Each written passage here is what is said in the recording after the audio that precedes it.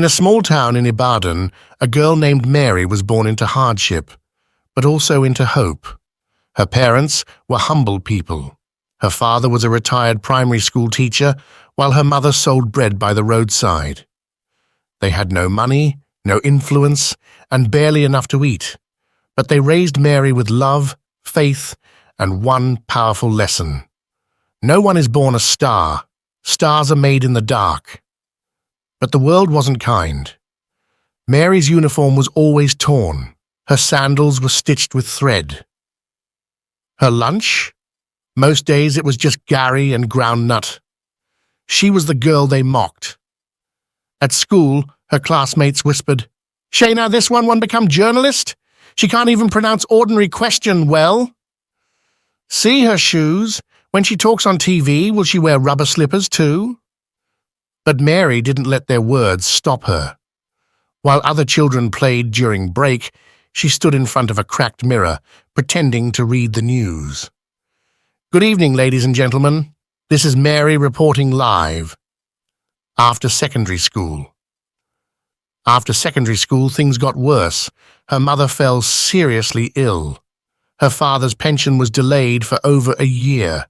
Rent piled up. Hunger became normal. Mary started hawking pure water to help. Morning, help her mother sell bread. Afternoon, walk in the sun, shouting pure water evening, study with a borrowed candle from Mama Esther next door. She applied to the University of Ibadan. She passed, but she had no money for school fees. She begged. She cried. No help came. One fateful Saturday, a youth empowerment event was held in Ibadan. It was hosted by a Lagos-based media company. One of the guest speakers, a popular TV presenter named Anita, came with her team. Mary wasn't invited. She couldn't afford the 1,500 naira gate fee. But she went anyway, dressed in her best second-hand clothes, standing outside, hoping to just catch a glimpse. Then chaos broke out. The event host didn't show up. The crowd was getting restless. Mary heard the event manager panicking. She stepped forward boldly. "Excuse me, sir. I can host the event." The man laughed. "You? Where's your ID card? Who trained you?" "I trained myself. Just give me 5 minutes." Out of desperation, they gave her a chance. Mary stepped on that stage, took the mic, and transformed. She spoke with confidence. She introduced the speakers with energy. She made the crowd laugh. She handled questions with intelligence. Even Anita clapped. The entire moment was captured on video, and it went viral. 3 days later, she received a call from a media startup in Lagos. They had seen the video. They wanted her to audition. She had no money to travel. Her father borrowed 3,000 naira from a neighbor. Her mother gave her a scarf and said, "This is the same scarf I wore to your naming ceremony. Go and make history." She arrived in Lagos, nervous but determined. At the audition, other girls laughed at her dress.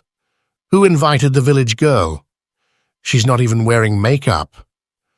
But when it was her turn, she lit up the room. She wasn't just presenting.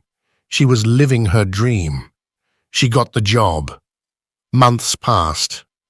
Mary became the voice behind a growing show called Morning Light Africa. She was featured in blogs. She interviewed celebrities. She hosted live panels. She started getting recognition everywhere. And back in Ibadan, the same classmates who mocked her were now watching her on TV. The same people who laughed now used her name in sentences like, "We went to school together, oh. I always knew she would make it." One day, her former school invited her to speak at their career day.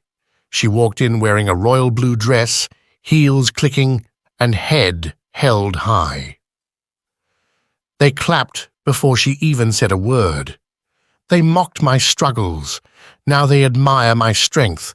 They said I'd go nowhere. Now they can't stop watching me. To anyone who's been laughed at, don't stop dreaming. You're not mad. You're just ahead of your time.